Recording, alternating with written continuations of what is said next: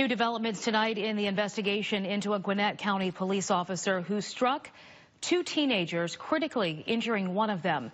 Fired Officer Scott York has hired two prominent attorneys to defend him against any potential charges in the high-speed crash that injured the 16 and 18-year-old cousins. Our Valerie Hoff has the latest on this case, including new details from the termination letter signed by Gwinnett's police chief. Val?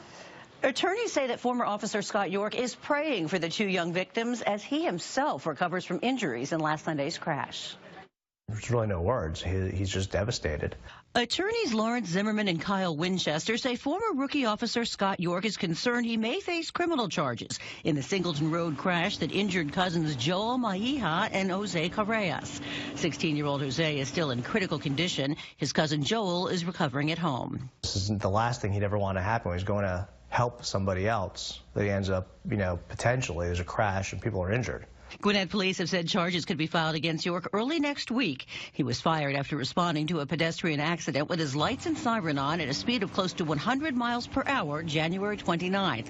Police say York lost control of his vehicle as he swerved to avoid another car, striking the teens and two parked vehicles. His termination letter says the officer should have been driving at the speed limit, 40 miles per hour. I'm surprised that they've already done their investigation within a couple of days and made that decision. Zimmerman says York immediately rendered aid to the injured teens, even though he himself had head and hand injuries. The termination letter says York cannot appeal his firing because he'd only been on patrol for less than a year.